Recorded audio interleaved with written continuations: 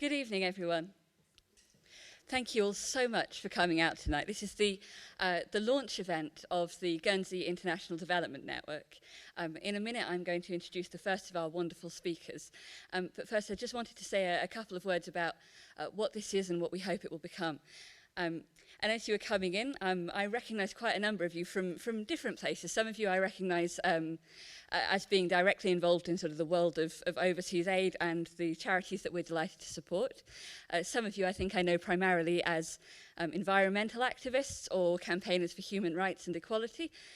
Some of you I know from the world of sustainable and ethical business. And what we are hoping to do, what the Commission hopes to do with the creation of the Guernsey International Development Network, is to bring together people like you from all sorts of different walks of life who have a common interest in Guernsey's place in the wider world and in what we can do working together within our own community and with communities around the world to build a better world for everyone.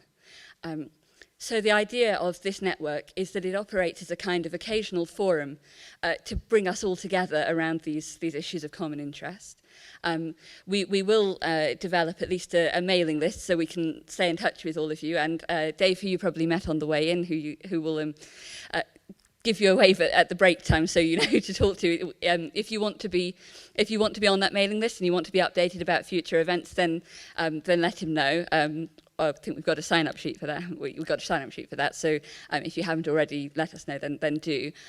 We're hoping to organise another similar event in early June, focusing on displaced people, which will tie in, we hope, with the anniversary of Guernsey's liberation, and look at doing something around volunteering later in the year. So hopefully through this there will be something for everyone. Really, really glad that all of you took the time to come out tonight. Just to warn you that this is being live streamed, so if that affects sort of what you say when it comes to question time, then just have that in the back of your mind. But it's just so that we can reach a wider audience, people who maybe aren't able to be here in person tonight or who want to access it later. And now it gives me great pleasure to introduce Professor Kevin Bales, our first speaker. Kevin is many wonderful things, amongst them Professor of Contemporary Slavery at Nottingham University and a co-founder of Guernsey Guernsey for Freedom, which I think used to be known as Abolitionist Guernsey. And I will hand the floor over to Kevin. Thank you very much. Thank you, Emily. Thank you. Batman just arrived, I saw. That was, thank you for coming, Batman. That was great. And in fact, we are live streaming because while you were speaking, Emily, Dave's phone, he picked it up and there was a tiny little Emily who's sort of chirping in the background. So we must actually be live, and the silly things that I just said have now gone out to the universe, haven't they? I'm very happy to get to do this. I'll be brief because there's a lot on the agenda. I want to jump ahead and talk a little bit about some of the work that I've done in the past that has to do with a number of the things that we're talking about: fair trade, human rights, environmental protection, and so forth. These young men were enslaved on a cocoa farm in the Ivory Coast, in the Côte d'Ivoire. And the film that was called Slavery: A Global Investigation, that went out in 2002, that broke the story of the fact that there was some slavery in cocoa production in West Africa, was actually based on a book that I had written, and I wrote most of the script and did the research for the film itself. It was a Channel 4 HBO co-production. And this was one of the very interesting parts of my life, in that we made a film that we thought would be kind of interesting to people because it was a documentary about contemporary forms of slavery at a time in the world when most of the people didn't think there was any slavery. But the story of slavery in cocoa went off like an atom bomb. And it was immediately taken and twisted by a whole series of different interest groups. Chocolate industry saying it didn't exist, some over-eager NGOs and charities saying it was all about tiny children being whipped on enormous plantations owned by Roundtree, which was an absurdity, and so forth. The truth of the matter was that there were young adults, chaps like this, who were in their late teens or early 20s, who had come from neighboring countries hungry for jobs. They themselves were climate refugees, mostly from Burkina Faso because of desertification. Their livelihoods had been wiped out by encroaching deserts. And they had come looking for agricultural work, and handfuls of them had been caught up by unscrupulous cocoa farmers, a few unscrupulous cocoa farmers, and held in extremely rural areas and put to work. Now, it led to a whole lot of other things, though, and it was one of the things that helped break open fair trade in terms of raising the issue of the idea that things like chocolate, things like other types of cotton, sugar, coffee, on and on like this, could be tainted not just with unfair wages, bad working conditions, but in fact slavery as well. One of the things that, we'll go back.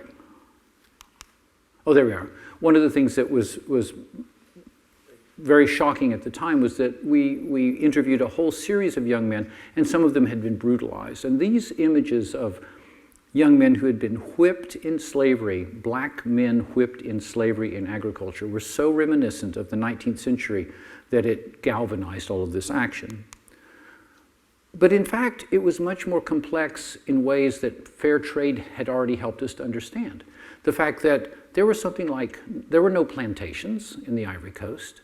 There were something like 2 million family farms with an average workforce of 2 or 3 people, often the children of the family who lived on the farm and worked on the farm, just as I can imagine plenty of Guernsey families have had their own children working on farms, throughout the history of the island. There was a law at that time in the Ivory Coast that you couldn't sell your cocoa from a farm directly to a chocolate company. In fact, you were required to sell it to local buyers, who were then only allowed to sell it to the state, to the government, who maintained a monopoly on cocoa for international sale. So the idea that somehow Rowntree or Cadbury or Nestle or whoever were in here fostering slavery was absurd as well.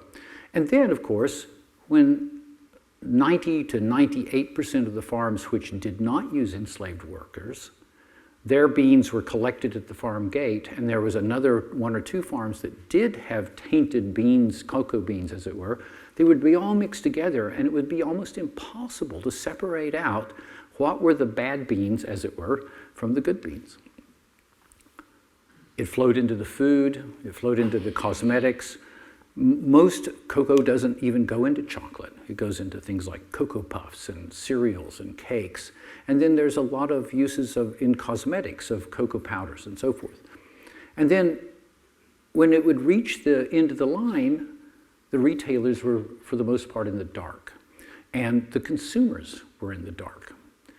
Now, one of the things that fair trade and other groups have helped us to work through is to be able to say, wait, let's take this complex situation and let's actually draw some lines across that supply chain and understand where we have the problem, where we have the responsibility, where we have the guilt, and where we actually have the opportunity for action. Because in fact, there are some guilty people in this supply chain, just as there are guilty people in the supply chains that feed minerals into our cell phones and laptops, into our sugar, into our cotton, and so forth. They're the people who actually engage in criminal activities as part of their supply, as putting items and consumption items into the supply chain. And the people who help them to do so. The people who aid and abet that crime by knowingly buying it and passing it on without admitting to where it comes from. But then you have people who are literally responsible, but not guilty, but responsible in some way for that. Governments that regulate supply chains. We have a law in the UK now called the Supply Chain Transparency Law. Wholesalers and brokers and manufacturers and retailers, all of whom, in a sense, if they're going to be decent human beings about their work, need to think carefully about where they get what they get that they're going to sell on to the people that we hope they respect, their consumers and their customers. And then you have, in some ways, the least responsible people in the sense that they are consumers and we're all consumers, and yet we're all having to be, as consumers, we have to be responsible for literally thousands of sub-items in the economy. So you really have to stretch your responsibility as a consumer to stretch to every single type of thing that you buy. And it shouldn't have to fall to the consumer to make the change at the top of enforcing the laws and regulations for those who are guilty. And yet, what we have learned is that if you do ask the consumers to act, if you do ask fair trade to come into the space, if you do ask companies to police their supply chains, you can start at the bottom and you can start at the top as well and make real progress. One of the things that was made that was real progress out of that film was not the scare stories that had come from some groups, but something called the International Co-Initiative. And this was a shotgun wedding, as it were, a forced merger of a whole lot of chocolate companies who were told you can either face pretty draconian legislation in the United States, which is a very large market, or you can band yourselves together and bankroll the work, pay for the work that's needed to remove slavery and child labor from the cocoa supply chain. Now, it started in 2002. I sat on the board for 12 years. Today, I think the annual expenditure is up around $15 million, pouring every year into West Africa. Could be more, but that's pretty good go. And every year reducing the number of villages and farmers who are caught up in the bad practice and increasing the number of schools and training programs and so forth. It reached all the way along the entire supply chain. Now I want to jump to something else, and actually something that's a little closer to Guernsey, even though this is very far away. This is a satellite picture of the Sundarbans UNESCO World Heritage Site at the bottom of Bangladesh. So this is a UNESCO World Heritage Site. It's the largest mangrove forest in Asia. It's the largest carbon sink in Asia. It's a place where it's supposed to be absolutely pristine and untouched as a UNESCO World Heritage Site. But as you can see, there's something going on the left side of that picture that says something's wrong in this pristine forest. It looks a bit like buildings. It's not. It's actually fish drying racks.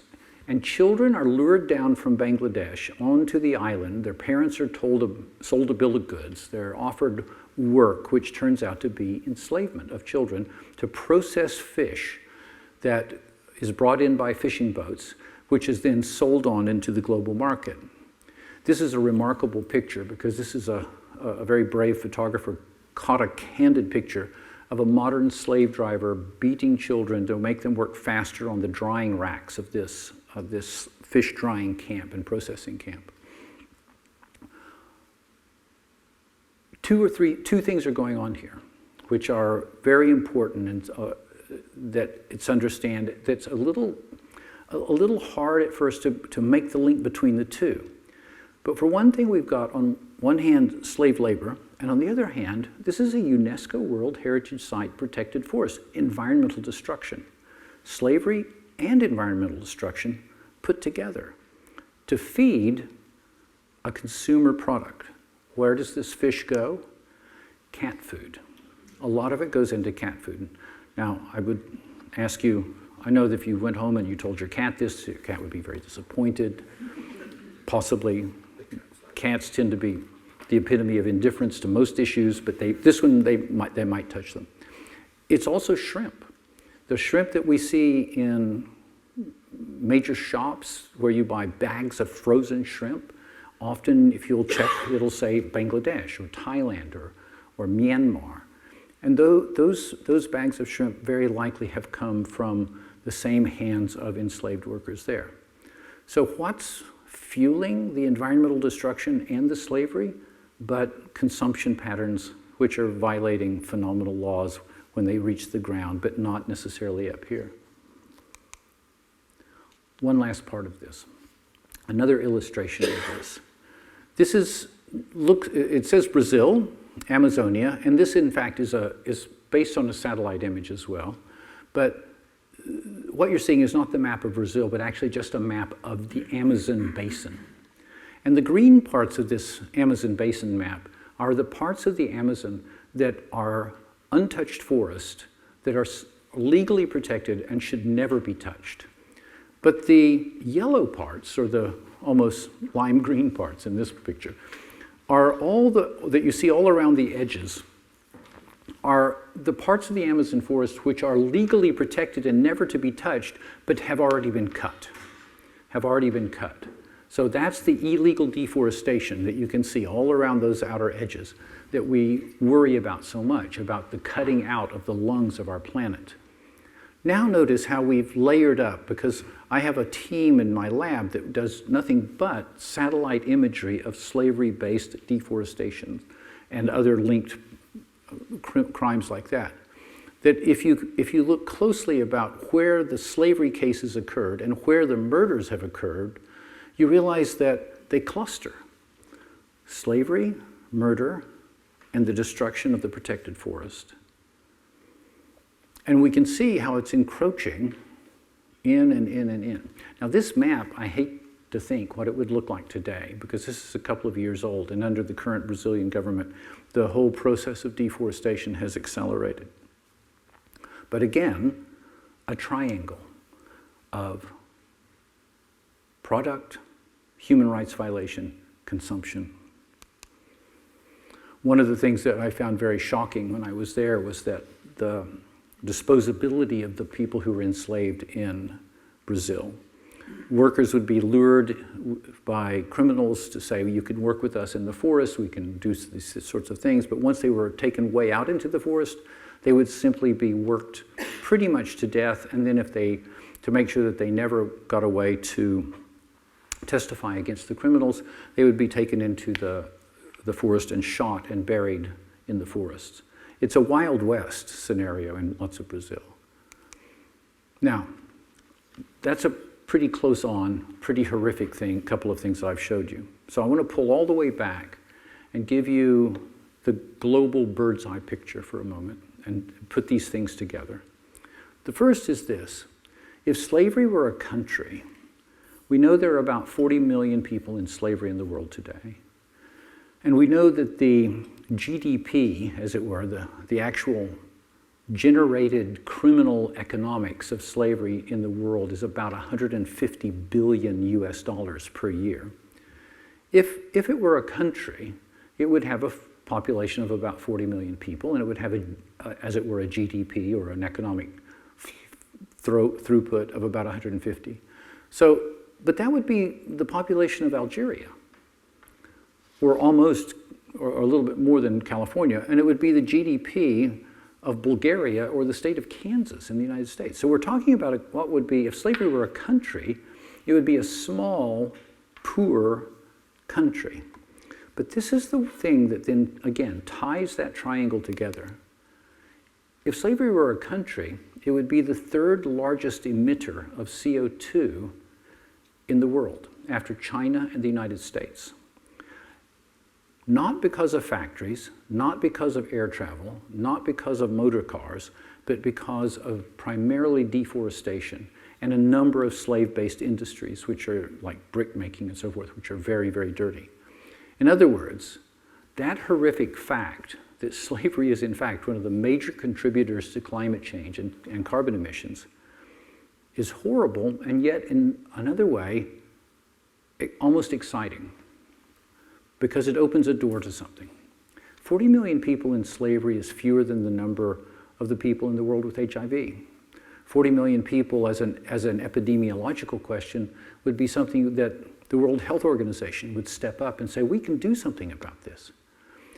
Moving the needle, altering the situation of those 40 million would literally make a major reduction in CO2 emissions. And all of a sudden, the vicious cycle of slave-based destruction leading to more slavery and more consumer use would reverse itself, that vicious cycle, into a virtuous circle of people who have come to freedom working in ways that are supportive of the environment, giving us the opportunity to support them through the economy. Now, remarkably, one of the things that we know, particularly from work in Brazil, is that if we could just put people back to work who have come, if we can take people out of slavery and let them go back to work, replanting the forests they've been forced to cut, there are those things in the global economy called carbon credits, which people buy when they need to offset carbon. And the amount of carbon credits that would be available for the forests that have been cut by slave labor actually exceed all estimated costs for what it would take to bring law enforcement and other parts to bring slavery to an end on the planet. So there's, again, a virtuous potential cycle that goes all the way around the other way. And the reason why I say it's already happening is because of a friend of mine in Brazil. Manuel was enslaved as a worker. He came from a landless family. His parents had been landless in Brazil. They'd been very poor peasants. He had been caught up and enslaved in the Amazon. He was in a bad situation, but he came to freedom and then was given an opportunity through a cooperative to take some land, some government-owned Amazon forest land, not to cut the trees, because one of the rules was you could have this land, about 100 acres, if you could cut about 2 acres so you could have a garden, but the rest of it you had to leave the forest as forest. But if you plant cocoa trees underneath tall Amazonian trees, which is their native and natural habitat, they grow like crazy and they produce organic, potentially fair trade, cocoa and chocolate. Now, you can tell he's a pretty cocky and happy guy. He's got new boots, he's got a watch, he's got a motorbike, he's got a house with a roof, he's got electricity, his kids are going to school. He told me with this amazed voice about how he and his wife had gone to the coast of Brazil to see the ocean just because they wanted to, after a lifetime in grinding poverty and even enslavement. It was a phenomenal story. And after he left, I said, "Oh, you guys in the cooperative, you must be so proud of him." And they said, "Well, he's not really one of the best cocoa growers." And he was only making, so much. And they said other people produced 3 times as much. So the point being that even an average farmer could have a great life, not just if we work with fair trade, but also if we make sure that it integrates well into the natural environmental context. The last thing is a plug. We have our organization, Guernsey for Freedom, has a big event coming up on Saturday, 14th of March. That's pretty soon. A dinner, a fashion show, and a clothing sale. Why a clothing sale? Why a fashion show? What are we doing? Aren't we anti-slavery groups? It's because one of the areas in which human rights are violated, and in fact slavery even feeds into, is into this whole fast fashion problem. The fact that clothing is made without much of an oversight for human rights and control, the materials that go into it the same. We want to help people learn about that. We have people in our organization who are experts in that, who have worked in that industry for a long time, and we want to have fun doing it. So fashion show, great food, curries, the whole thing, and all the proceeds, because we have no overheads in our organization whatsoever, go to helping families in villages in India who are in hereditary slavery come to freedom. So that's my talk, but I have to say one more thing, which is I get to introduce the next film. So we're about to have a film. It's called Guardians of the Galaxy. No, it's not. It's called Guardians of the Rainforest. It was supported by Divine Chocolate. It's all about what goes on in Sierra Leone when fair trade works with local villages to make their lives a lot better. And it was produced for this year's Fair Trade Fortnight. And I think if I push this button, that's the film. Hi, my name is Bese.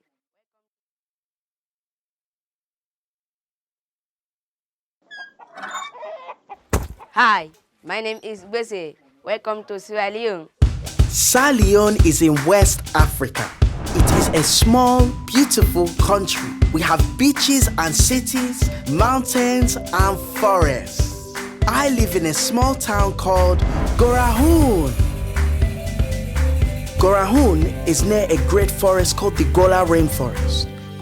The rainforest is old and has hundreds of rare plants, beautiful birds and amazing animals. Once, Forests like this covered the whole country, but now there are only a few left. They are at risk from logging, mining, and farming. In my community, we know that the rainforest is important to the whole world. We want to protect it, but it is not easy to do that when you have to make tough choices to survive. Life is difficult for many people who live in Sierra Leone. My country has recently seen terrible war and disease. Many people do not earn enough money to meet their basic needs, and it can be difficult to access education or medical care. This is my family. My mother and father are cocoa farmers. My grandmother is a cocoa farmer. Maybe one day I'll become a cocoa farmer too. My parents are members of a group of cocoa farmers called Gole Gobu, which means we who live at the forest edge. We were supported by the RSPB, Comic Relief, and Divine Chocolates to come together as a fair trade cooperative to improve our own lives and protect the rainforest. This is our story.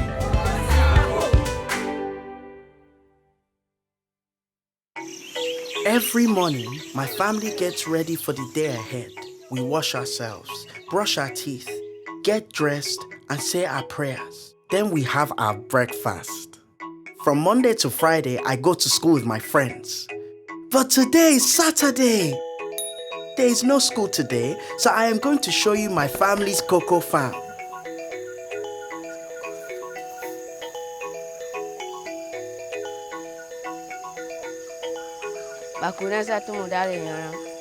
Everyone in my family works as a team.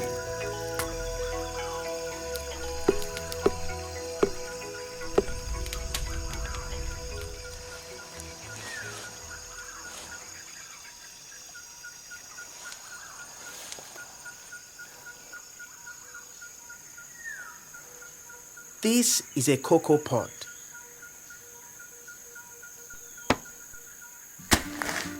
It is the fruit of the cocoa tree. The pods turn yellow or red when they are ripe. Next, the pods are cracked open and the beans are put into a basket to ferment.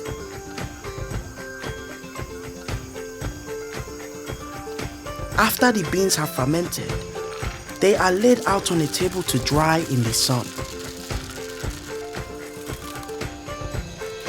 Fermenting the beans and drying them in the sun gives them their chocolatey flavor. Now the beans are ready to sell. A full sack of cocoa is very heavy, and sometimes the farmer has to walk several hours to get to the collection point. There, the cocoa is checked and weighed by the Gole Gobu buying officer, who pays the farmer a fair price.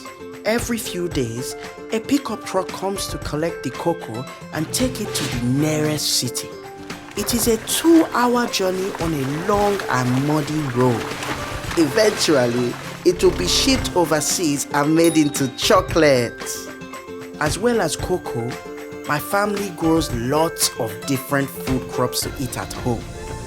Garden egg, papaya, sugarcane, banana, avocado tree, orange, ginger, coconut, pineapple, guava.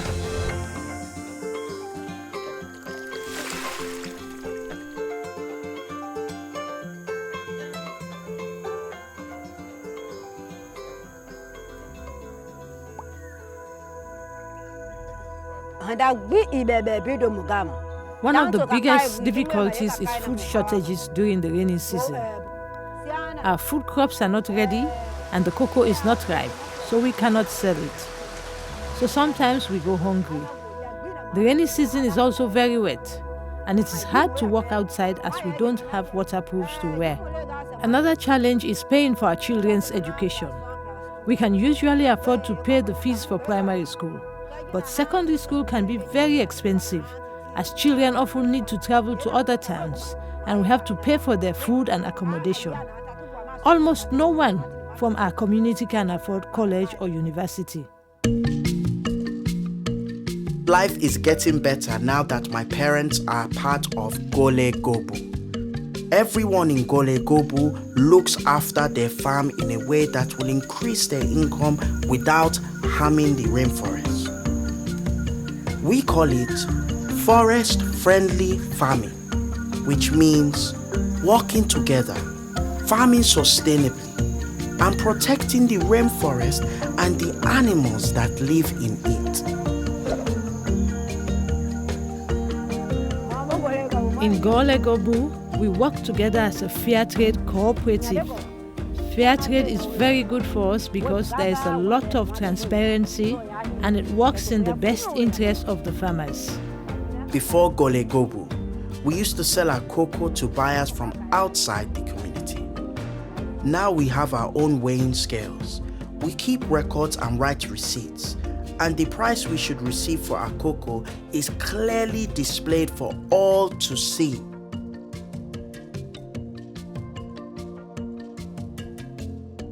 We used to work on our farms by ourselves and it was difficult to get all the jobs done. But now we work as a group. We move around each other's farms, spending one day on one farm before moving on to the next.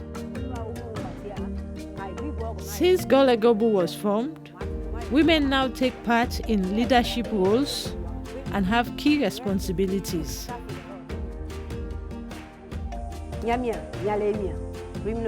I am the chairperson of the Fair Trade Premium Committee, and so I'm involved in making decisions for my cooperative. Because we work together, the quality of our cocoa has improved and our income has increased. Since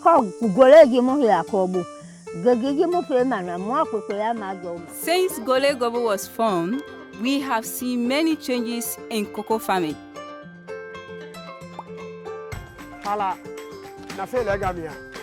Now, we farm organically.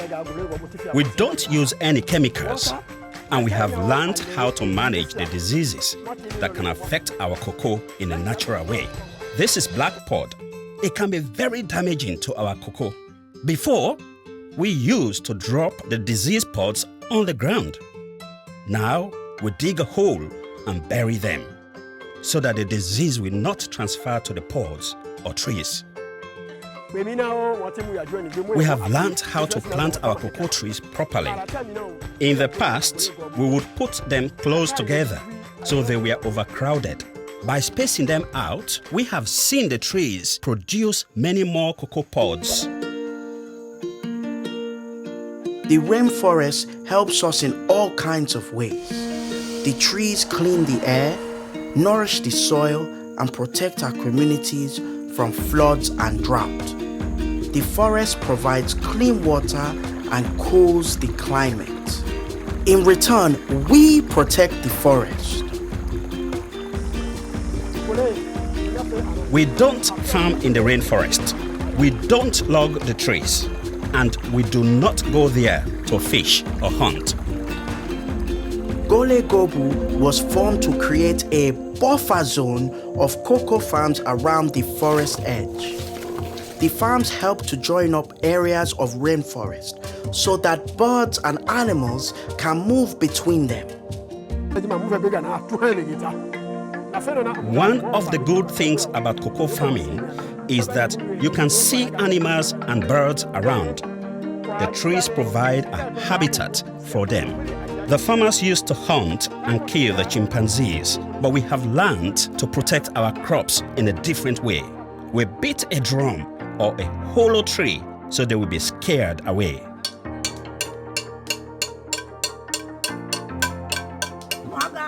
When they come, I am the one that scares them. I bang the drum and they run away. As well as protecting the forest, Gole Gobu means we can also look after our community. After we sell the cocoa, we receive a fair trade premium, the extra sum of money we get for selling on fair trade terms. It is for the whole community. We have a committee where we decide how we will spend the money.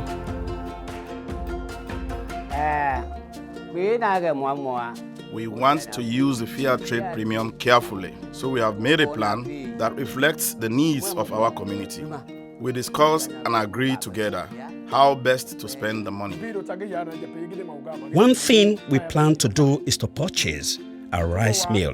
This will relieve our families of a lot of back-breaking work. Another need we have identified is that we do not have a central daily market for buying and selling food. So we plan to build a marketplace in our town that will also have toilet facilities and a water pipe. Some of the more remote communities in our area do not have any toilets or water pipes. We plan to provide toilets and clean drinking water for these villages, which will reduce waterborne diseases and improve people's health. If we can achieve everything written in our plans, then it will make a huge difference to our lives.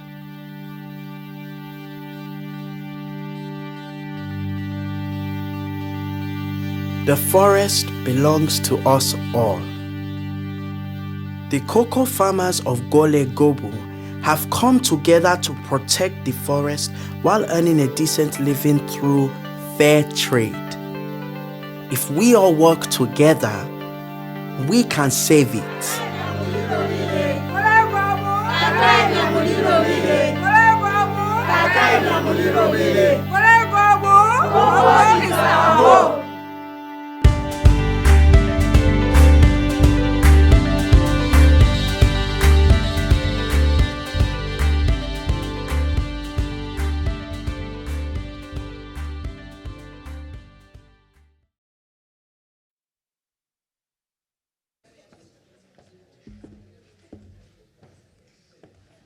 Welcome back. Thank you so much for not running away during the interval. Apparently, the video continued to work for the folks who are joining us on live stream, so they've seen it all, but they've not been left out in the cold while we were out there enjoying the fair trade chocolate. So I think that worked out for everyone. Albert Tucker is now going to join us as our second speaker. We're then going to have a moment while the panel is set up, and we're going to go straight into that panel discussion. And that's your chance to ask any questions that you want to. And then, hopefully, if it works out, we'll come back and enjoy the video at the end. So welcome, Albert, and thank you very much for agreeing to speak.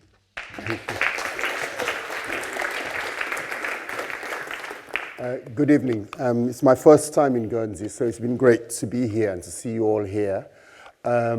I also, when I was beginning to try and organize and run organizations, I was a fan of the chaos theory of management, which said anything that can go wrong will go wrong, but just carry on regardless. So I'm always pleased to see it happen in situ because it means I'm in safe territory. Thank you so much for having me.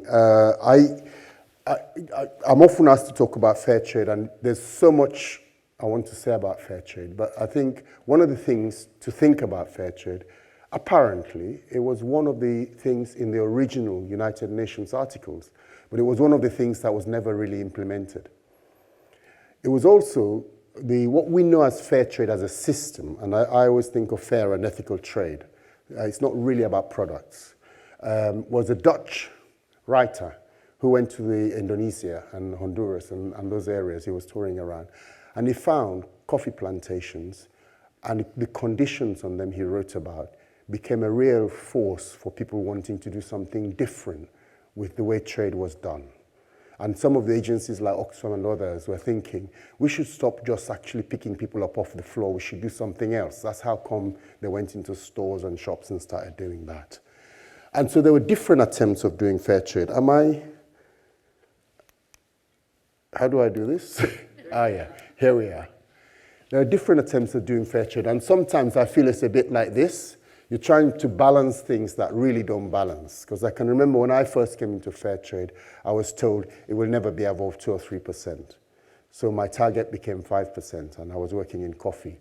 and that's now something like 20% or something like that. So just to talk about my background, I was born in Sierra Leone and I grew up there till I was 14, Sierra Leone in West Africa. When people hear about Sierra Leone, they hear many things, but I'll come back to that.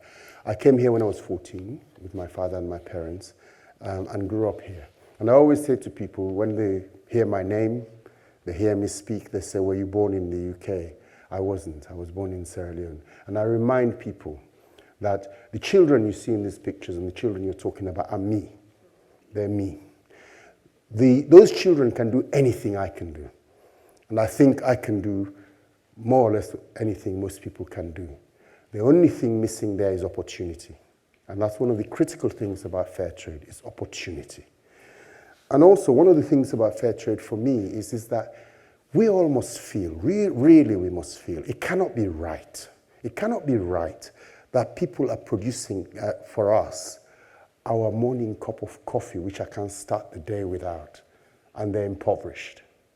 They're producing for us a lovely bar of chocolate, which at every celebration we have, and they're impoverished, or they're in trouble, or they're destroying the environment. I once asked Anita Roddick, because she helped us with the starting of Divine Chocolate, because the Body Shop bought a lot of cocoa butter to put into their cosmetics. So they were one of the key supporters of that business when we started working with the farmers. And I was going to do a talk like this, and I was young and impetuous, so I wanted some advice from a sage. And anybody who knew her would know she was probably more impetuous than I was. And I asked her, I said, how do I make a business case for ethical business? Anita looked at me pitifully and said, but you don't. What you say is, do you want to do business in a way that exploits people and exploits the environment, or don't you? Those are the choices. And as consumers, I think we should ask ourselves that question when we are purchasing, because we're told we have purchasing power. That's one of the key things about fair trade. I was lucky enough to be able to work in the fair trade movement at a time where it was beginning to be more influential. And I just so when I start talking about the issues in fair trade, you understand where I'm coming from. I think I've done the same thing. These are some of the products I've been associated with. And I'll tell you a few stories about them. That one, the chocolate, is Divine Chocolate, which you've heard quite a bit about. And I'll come back to Divine in a minute. Up here is Del Campo. They make sesame oil, sesame seed out of sesame oil. They're in Nicaragua, in a village area that's got quite a lot of poverty and issues. But a colleague of mine who's English, who went there during the Contra Wars and helped to rebuild buildings after that war and stayed and worked with cooperatives there, worked towards selling sesame seed out here. And we started working together. I chair the organization, Etico, that works with that cooperative there. And we started working together to look at how they can get income for these communities, and got to sell sesame seed to the European market and to the American market. And then we decided oil is better, you can get more money for it. We're always looking for more margin, so we can use that margin, premium margins, to put into the development work, the social development and the environmental development work that communities wanted to do. Farmers want to keep the environment, they don't want to lose it. It's only if it's not profitable or it can't earn them any income will they destroy the environment. So sometimes farmers are demonized, but they have little choices sometimes. So those communities really worked hard to produce this oil. And we then started exporting oil to the Body Shop. We had 2 small presses. And then when we started exporting to the Body Shop, everybody got excited and wanted to do more. They wanted us to get a big refinery and all of that. And we were panicking, we didn't have cash and so on. And then we thought, and it's a tenet I hold still today, we thought, okay, we're growing, but if we get a big refinery, we're going to be struggling, we're going to need to fill it up, let's build by small steps. So we started buying a new small oil press. So we had about 20 small ones. That's how we grew, by small steps. And this is how I think of fair trade. Here is Liberation Nuts. Liberation Nuts is an interesting story. Liberation Nuts, we started out when I was running a fair trade organization, I thought the volunteers were not well used. So we started asking the volunteers to put a certain amount of their volunteer time to work towards and research towards us doing new products. One of them, Alex, his name was, I can't remember his surname, and apologies to him. He came to us and said, do you know, Gambian nuts are some of the best tasting nuts in the world, but really, they're not exported well enough. And I was thinking, no, Sierra Leone, and you're telling me Gambian peanuts are better than Sierra Leonean peanuts and all of that. After I got past that, he said, because what happens with them is, one, at that time, 3 families dominated the oil export market. One Asian one, and one that was from 2 former leaders, or the current president, and not the current now, but current then president and the president before. And it got shipped to India and came into Europe as a produce of India. So this cannot be right. We must do something about this. So he worked on that, and that's how this idea came up. And many others since have developed this nuts business called Liberation Nuts. We still haven't got Gambian nuts into it because we got the first nuts exported and to Europe from Gambia for about 40 years because of aflatoxin issues and so on. But then it became very difficult with the environment in the country for the farmers. I'll say no more than that. So we then looked to Nicaragua and Malawi and so on for the nuts. It's a growing business. It's doing very well. But I still have Gambia at the back of my mind. I remind colleagues periodically that we've got to go back there some stage. So there's a theme here. These businesses didn't come out of us thinking, coffee or chocolate, I'll come to Cafe Direct in a minute, is the thing to do. It was trying to make something different and something change, a bit like what we heard earlier. So Cafe Direct is an interesting one. Cafe Direct came out of the collapse of the coffee agreement in the late 1990s. The coffee agreement used to set the world coffee price, and producing countries and consumer countries were members. That became collapsed because of the free market drive that was happening then. And in a lot of communities, coffee-growing communities collapsed. They collapsed hugely. Prices went down to about 50 cents a pound. The fair trade minimum is $1.26. I think it's gone up slightly now at the time. And so farmers from Mexico, from Guerrero, which was having some real problems then, approached some of my predecessors and said, could you help us with the coffee product? And they worked with them on coffee, trying to get them to export their coffee. And what happened with that is the coffee communities they work with in Mexico and in Nicaragua then said, but this green coffee, it's all right selling the green coffee, which is the basic coffee bean. Can you help us get a brand to buy it directly from us? Because what was happening was, in Mexico, they call them coyotes. The exploitative agents would come to the gate and say, coffee is not worth very much. It's only this much. Farmers had no idea what the coffee price was. And then they were selling it to local brokers who then sold to the world market. And the farmers had no idea of the price. And so one of the first things Fairtrade did was to show farmers their end product. Because they sent us all the good stuff. They didn't know what it was like. So to tell them what it costs in the market. I still do that. Whenever I start with farmer communities, I show them a chocolate bar, how much I paid for it in Waitrose or Sainsbury's here. Get them to taste it because they probably never had chocolate in their lives. And then they know the value of their product. So they can negotiate. This is a key thing that Fairtrade does. We talk about price a lot, but actually this is the key thing that we did. In fact, one of my first tasks when I joined that company was that when the growth of emails were coming up, was to actually get farmer organizations who didn't have access to email to have emails. We were producing body scrubs to the body shop, and we used to have to call a village in the edge of the Amazon in a call box and tell the people to send a message to the Nanyu community in the Amazon who were knitting those body scrubs that we were going to place an order the next day, and they came around. The way the world market was moving, that was never going to continue working. So we did actually make sure fair traders invested in small farmers. If you're a farmer, and it's another reason we work with cooperatives, if you're a farmer, you have 2 hectares, you're never going to turn it around and make it rich.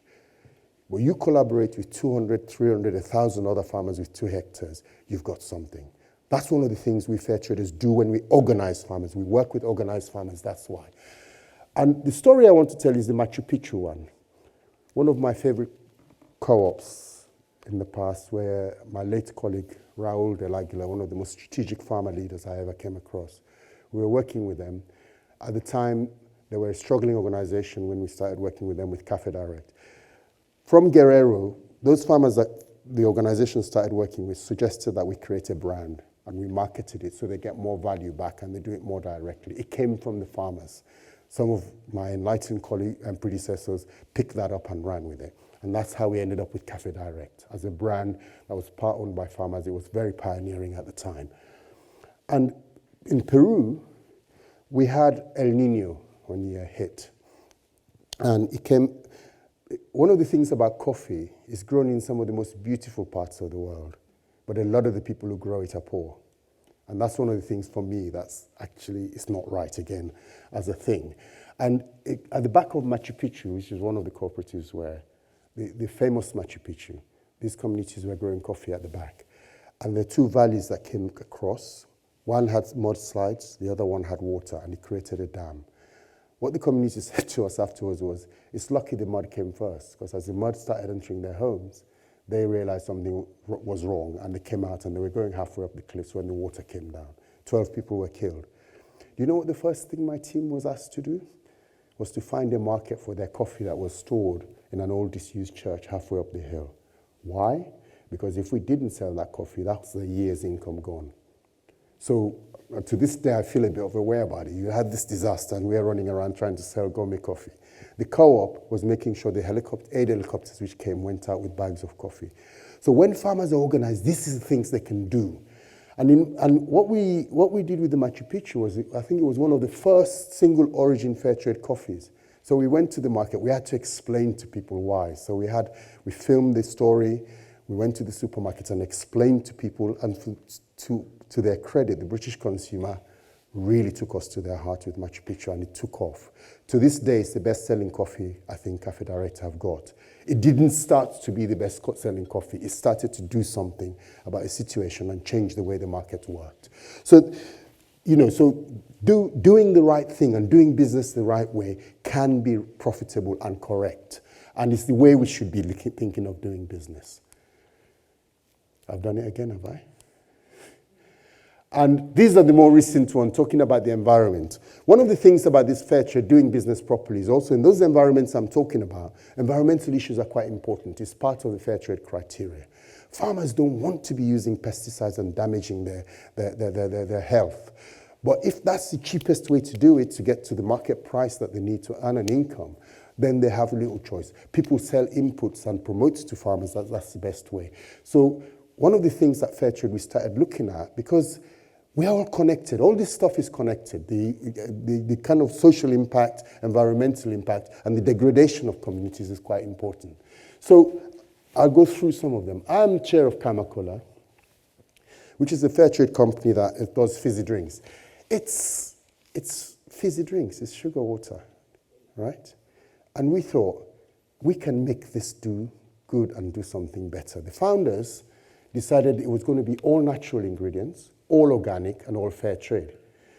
And the first drink was Kamakola itself. And I got a phone call to say, do you know where we can find kola nuts? Do people here know that there's such a thing as kola nuts? A couple of people, good.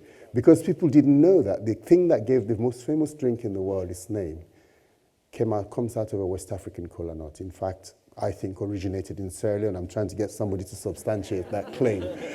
But West Africans know kola nuts because we use it. It's the nuts that the traders that go across the Sahara chew because it gives you energy and it suppresses appetite.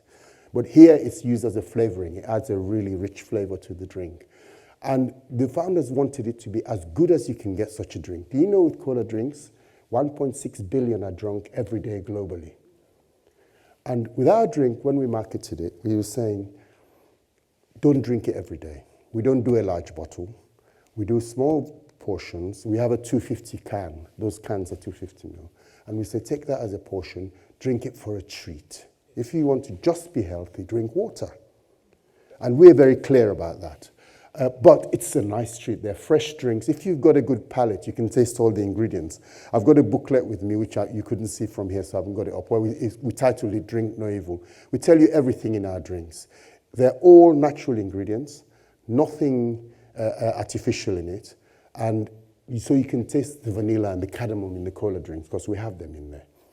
And that's how food should be. And I think there's a cost to not doing it. The film you were trying to see, this is one of the end products of it. And I have to say, one of your local residents, a colleague of mine, Hannah Davis, who's your secretary of your Fair Trade Association, led that program and got me involved with that program to train farmers to do business in the forest. And the idea that came from her and the team she was working with was that RSPB and the rainforest communities, the rainforest organization, they were working at conserving the forest. The thing about that for me is a challenge that I found in the other areas of environmental degradation and environmental protection I'd worked in, is that we need to remember that this is not just about trees and monkeys and animals.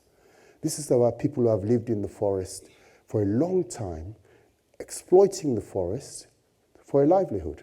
They hunt, they farm, they fish in those forests. So you tell them, ask them to stop doing that. What are they going to do? So if you don't produce a viable alternative, people will not conserve the forest. So the proposition was, if that conserving that forest was valuable to people, then they will conserve it. If it wasn't, they won't conserve it. So that's part of the idea of then saying, as I think Kevin was saying earlier, cocoa is an ideal forest edge product. It grows on the shade of trees. You need to manage it. And so that program, we went to work there in Sierra Leone. The other thing you get, and this is something that gets me going as well. The other thing you get is people say, oh, these people can't work for themselves. They can't run their own businesses. Any farmer I know is a business person, whether they're literate or illiterate. They're good business people, usually. It's just the opportunity. So we were told, these farmers can't work together. The cocoa from this country has got a poor reputation, so you'll never get enough back to get fair trade premiums and so on. Those farmers said to us, we want to do better. We'll work with you. And in the first year, they exported a container of cocoa. They agreed to do the fermentation of the cocoa properly, and the taste of that cocoa was brilliant. And instantly, the reputation of cocoa in that country changed. Those farmers started taking pride in the conservation efforts. They didn't just see it as a restriction anymore. They saw it as something that has value. When they know people like yourselves want to buy cocoa that's forest friendly, then they know they've got something. They know, and they know we want to buy cocoa with a fair trade conditions and terms. They know they've got a serious proposition and potential. So they can work with that. And so one of the first people to do it was an American company, Dandelion. And one of my things is to honor the farmers. So this has Gola Rainforest cocoa is in this chocolate bar. It's being sold in California. But everybody knows it came from the Gola forest. Those farmers produced it, and it's protecting the forest. Similarly, RSPB themselves were persuaded, it wasn't easy, because it's not what they normally do, to produce a chocolate bar from the cocoa from that area and market it to their members to demonstrate the work those farmers have done. And this is a demonstration of that work. These are all people we work closely with. You see those, this is a journey to get to those cocoa beans, right? Because people used to do little cups of cocoa, they sell it, so they didn't know how much the totality of their crop was worth. So again, how you ferment it, see how you dry it properly, how you take care of the farm properly is critical. Other things that were happening, they'll have agents they don't know come to the village, and they didn't know how the scales worked or anything like that. One of the things is we train people to understand the moisture meters on the scales, and so they could see. It's done in the middle of the village. They weigh the bag, tell you what is in it, they take the moisture of the content and tell you what it's worth. So people know, so they're starting to work together. And this took a lot of work and investment. This is the thing. It won't happen without that investment. And fair trade businesses, organizations, individuals who are interested in that will work with farmers to get to this stage. And you can see people are looking after their farms, they're interested. The women, we talked a lot about involving women. And one of the debates we were having is, well, why involve women? You know, it's you guys in the West again, it's your political agenda. And you say, well, no, actually what happens is probably the people who are going to buy most of your products are women. They will want to buy from people who are making sure women who are involved in producing it do all right. Otherwise, why would they buy it from you as opposed to the next person who's doing that? Also equally, we all know, and many in the room, you will agree with me, when women control the money, they're more likely to spend it on the home, the children, education, and our well-being. And that's true everywhere in my experience. So then we all understand that, so we know what's happening with that. And so we have quite good participation from the women.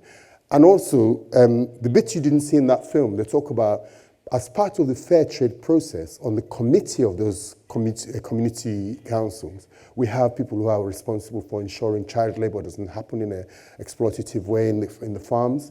We have people who are looking at how the premium is used to benefit the wider community and so on. And they're managing that. And it's a new organization. This year, I and Hannah are very disappointed. They were aiming to get 7 containers within the first 3 years of business, but they didn't quite hit it this year. They're going to be about 4. And I'm deeply disappointed because I thought they could. So they've promised me it will improve.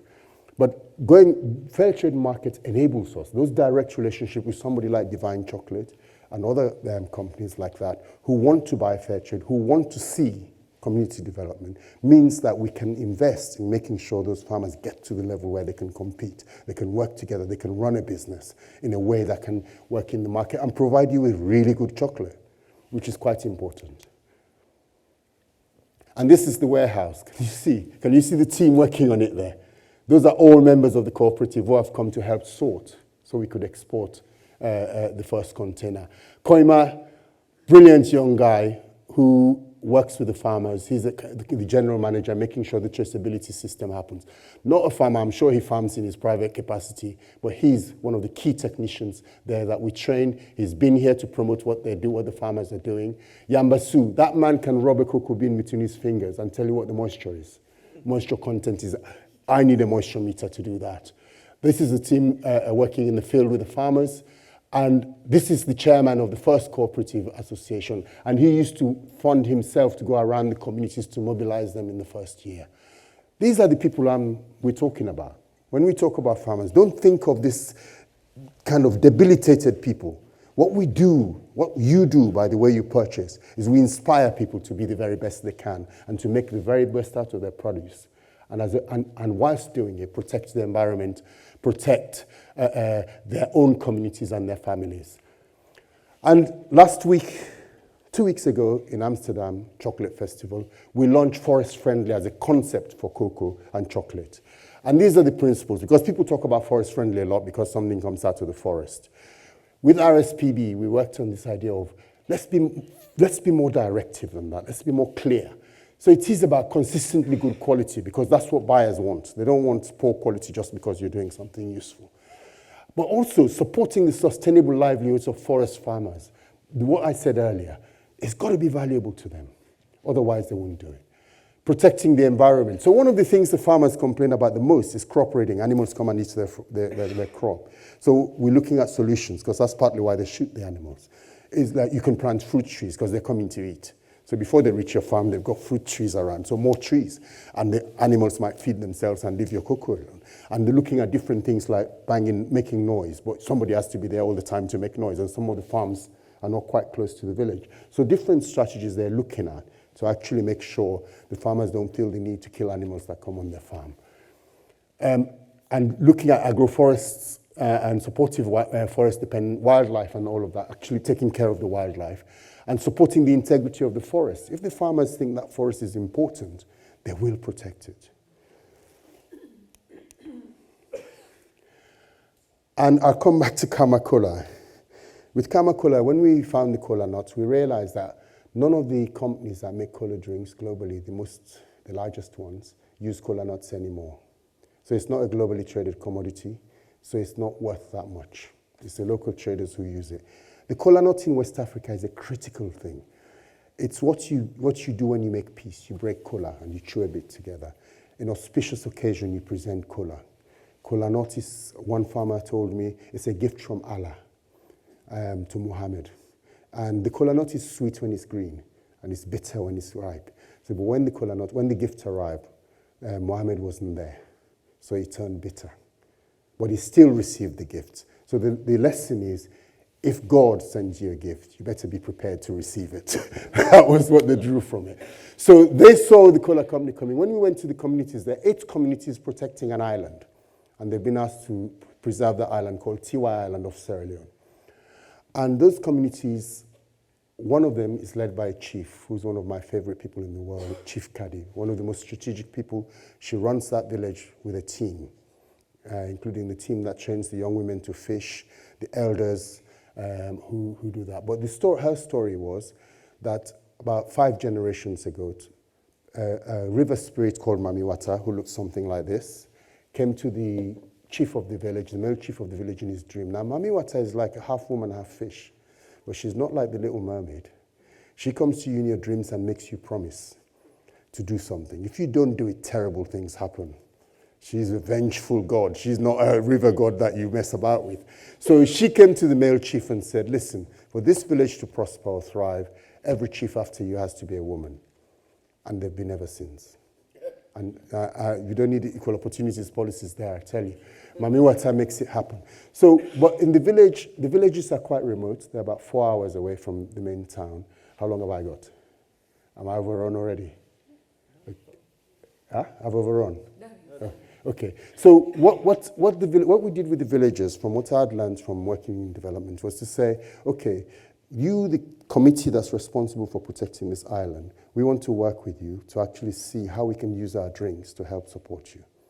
So they decided to come together, representing each of the 8 villages, and talk to us about how to do it. And I wanted us not to be prescriptive, so we sat with them, and they said what they wanted us to fund. The first thing they wanted us to fund was a bridge, and I'm saying, really? But that meant the village didn't get isolated in the rainy season and divided by a river that goes through it when it's raining, so that children can get to the school in the next village. You can't have any visitors, no vehicles in there, so we built a bridge. Then they said, could you fund a bursary for us to send girls to school? So I said, why aren't you sending girls to school? You should be sending girls to school. We shouldn't be paying for that. You shouldn't be getting any income for that. And we'd been saying we want to do things that will lead you to sustainable things that will fund themselves going forward. And that's a critical thing for me. Well, the chief Kadi, the woman chief, sat me down and she said, what happens is this. Some families can't afford to send all their children to school. When that happens, the girls don't go. We're saying to you, if we manage a bursary fund, we'll make sure those girls get to school. And to this day, and I'll talk about some of the things we fund there, that's the most valuable thing they think we support. The other thing that happened was, this is a trader, this is an entrepreneur in a village of about maybe 150 families, people, 150 people, 200 people. She's Hawa. During Ebola, 3 women from one of the villages came to our team on the ground and said, travel is restricted because of the Ebola disease. We can't, people can't go and get goods that they can't grow, domestic necessities. And by the way, domestic necessities include cigarettes, butter, sugar, all of those things we take for granted that they can't produce themselves. And they said, would you fund us or give us a loan to go to town, get the goods and come and sell it in the village? We'll be able to go back and forth if we were the same people, 3 of us doing it. And so we funded them and the bike taxi that took them to town through Ebola. We created a loan fund, which they elect a committee to manage, and they drew up the terms. When I looked at the terms, one of the things in it was 30% interest. I nearly fell off my chair. I couldn't dare charge 30% interest in that situation. But they said, no, if we went to a bank, it'll be 40, 50, 60%. This is cheap. So again, when we talk about price and cost, cheap is relative to what else there is. So they created those criteria, and they didn't want us to stop that for kind of healthcare and things like that. We had to raise additional money to do that. But the way we funded this was we added 3 pence to every bottle of this sold and put it into a foundation to support those communities because they were not fair trade registered and the volume was too small to do that and so on. So they, at the end of the Ebola crisis, they said, actually, this worked. So the other villages then said, could we have a loan fund to do this as well, under the same conditions and terms? The 30% goes towards their own projects in their villages. And now there are 23 entrepreneurs across the 8 villages. But there's also entrepreneurs we didn't fund, about another 20, who are part of the training we give. The other thing we did very much, and I've talked a lot about knowledge and information, it's critical. So we do management and leadership training and record-keeping training for people who 60% of whom are illiterate. Because of time, I won't go into you on how that works, but believe me, it does. The other thing they wanted for the education was that the school, we funded some school teachers, and we tried to get the government to support that. So this is a project that's going as we speak, which is to extend one of the schools to 3 classrooms. The government has promised to produce more materials, and if we train 3 of the community teachers, they will become registered government teachers, so we wouldn't have to support that. But the community also provides a third of it, the labor and the materials. And so that's what they're doing. So part of what I'm saying about the strength of this fair trade thing is there is a cost to what we buy. There's an environmental cost, there's a social cost. What we normally get when we get cheap is a cutting of those costs, and the people who get hit the most are the ones who produce and supply it. But often, we end up paying anyway. If you think about mad cow disease, that was farmers here in the UK being pressured to have cheaper and cheaper and cheaper meat, and so they use cheaper and cheaper feed. And what did we get? We got mad cow disease. Then we have to pay, as taxpayers and citizens, we have to pay for that. So we pay for it eventually anyway. So please, let's go for the quality, real cost of things, not this pretend cost we're told, oh, it can be cheaper, it can be cheaper, it can be cheaper. There is a cost. And I think that's one thing I want to say when we're talking about the environment and so on, that there is a cost to doing business badly. We've got to do it right and reward people rightly, maintain the environment rightly. It does cost, it's not free. But we're persuaded that, oh, we can do it without that if we degrade. So you've got people going to African governments now and saying, we could build you a plantation for palm oil and we'll create 2,000 jobs. Which politician will say no to that? But actually, the other costs are not factored in. So if there's one thing I would say is this. How do I manage to do this? One of my favorite people, Martin Luther King, said this. This is often quoted, but not the full quote. Before you finish eating breakfast in the morning, you've depended on more than half of the world. This is the way our universe is structured. This is its interrelated quality. We're all connected. So you can't be happy having somebody who provides you with a shirt on your back, because they've produced the material for it, with the coffee that wakes you up, with the chocolate that you eat, with the rice that you cook your casserole with, that they can't survive. They can't live on that trade. Trade was meant to serve people, not the other way around. And we've got to make sure that we maintain that, because we'll pay for it in the end. And, you know, I come from an island people as well, and it's great to be on an island because we have some similar attitudes. But we have to remind ourselves that no matter what happens, we're connected, we are interrelated. And that's the way we should do trade. That's what will keep us all moving forward. And our young people who I meet around the world now, who are getting angrier and angrier and angrier with the state of deterioration of our environment, with the state of social interest, because they know more now. You know, some of this stuff is not hidden anymore. You don't have to do the searching Kevin used to have to do to see it, right? So we don't want our young people to be saying, what did you do when all this social and environmental deterioration was going on? That's not what we want. So that's why I really, really think these kind of businesses we're talking about, these kind of initiatives we're talking about, it's really important that we support them, both as consumers and as citizens, because it is the only thing, the only kind of thing and action that will change things. Otherwise, it won't change. It will continue to deteriorate. Thank you.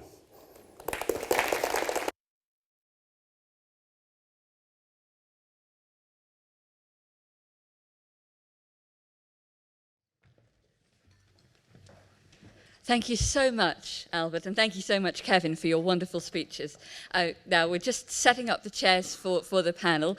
Kevin and Albert are going to join us again, and they will be joined by Deputy Lindsay de Summeray, who has been the driving force, really, behind the States of Guernsey's decision to develop a climate change action plan, and has also been a champion of green finance. So yet another angle on the same question.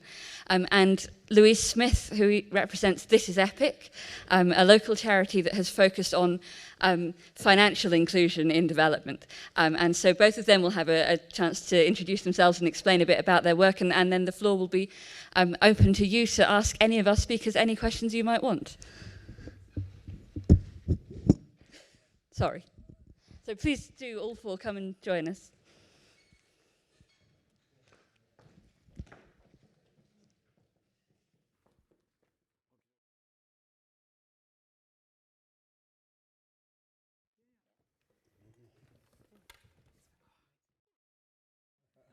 spotlights. So I think, Louise, if you'd like to introduce yourself and just say a few words about This Is Epic. Is my mic Yeah. on? Is it on? Yeah. I can't actually see any of you out there, so that's probably a good thing. So yeah, I'm Louise Smith. I'm one of the directors of a Guernsey-based charity called This Is Epic. But before I say a quick bit about what we do, I actually just wanted to say thank you to Albert, because you've actually introduced This Is Epic brilliantly by talking about savings and loans. And actually what we do, it is all interrelated, because we empower families, we empower women to be able to earn a little bit more. And again, it's about helping people to not get stuck into a job that they do. But yeah, This Is Epic. Our aim is to help people rise out of poverty, and we do it through a scheme called Village Savings and Loans. And Village Savings and Loans, in its simplest form, is where we get groups of up to 30 people, and we train them on how to save their own money every week. And it can be as little as 20p a week, and it can go up in sort of increments. So every week, this group is saving, and after about 6 weeks, we then teach them how to use this pot of money to hand out as a loan to give. So an individual would use a loan to invest in either a new income-generating activity, or they would use it for their current business to boost it. So they carry on saving and loaning for a whole year. So the loans are paid back with the set interest rate that's agreed by the group. With our groups, it's generally about 10%, because it's nice and easy for them to work out, especially if they are illiterate. But yes, the loans get paid back with a set interest rate, and after 12 months, all the savings are collected in, and all the loan interest is also collecting the profits from the loans. And then that money is then distributed back to each of the members according to how much they've each saved. So people are benefiting because they have a boost to their income-generating activity, but then at the end of 12 months, they're walking away with a lump sum of money. And 83% of the people in our group are women. And so these women generally invest back into their children. They are paying for school fees. They're buying a mosquito net, a child's first pair of shoes, or they're using it again to put into a business to be able to create more income. But we've got projects I'll finish very quickly. We have projects in Uganda and also the Democratic Republic of the Congo. We have over 400 groups now, just under 12,000 members, and from that, it blows my mind, over £3.5 million has been created as savings. And this is from some of the very poorest people in the world, and we're talking about saving 20p a week, and they've managed to save, over all of them, over £3.5 million. 39,000 loans have been given out, and from it we've worked out that about 59,000 people have benefited. So, I mean, with everything that we do, I think it's fantastic, because, and actually being here has really inspired me again tonight, so thank you to both of you. Thank you. And we think your model is extremely impressive, and you've been really proud to be able to support that as well. So, and Lindsay, do you want to introduce yourself? Yes, I think I've got imposter syndrome sitting here, because I know who's in the audience. We can't see you from here, but we know who's there. And I think there isn't anything I could mention tonight that there isn't someone who is far more expert sitting out there in the crowd. So I feel actually very privileged to be in this very esteemed company. And also, I've been to an event here before which was about volunteering, and there was a group that was identified as the super volunteers, and I think they are mostly in this room as well. I think it's just incredible. If we added up all the hats that everyone is wearing, I think there are an awful lot of them in this audience. So anyway, I digress briefly, but yes, I suppose I've been an environmental activist for probably longer than I'd like to admit, just in terms of it would give my age away. And I am a member of the States, and I'm very pleased. I'm still amazed that people don't really know this, but actually last summer, the States actually did acknowledge that we need to do something about the climate, the climate and ecological crisis. So I'm really, really pleased about that. And we didn't just make a declaration. We said we need to actually do something. We need to get a pragmatic plan down on paper. And that is what we are working on frantically, because obviously we are coming up towards the end of the political term. So that is very, very much a very large bit of work in progress. But that involves many different work streams is really the wrong word for it, but lots of different elements. And I'm obviously one of those is very important as overseas aid and development. So we are working with the OADC on that. And I don't think I would need to explain to anyone in this room, or indeed anyone on the live stream, how that connection works. I think it has been wonderfully articulated, in fact, in ways that I didn't even know about, thanks to our speakers tonight. So that's one aspect. Another aspect is the work that we can do here locally. If I remember to come back to that, I will.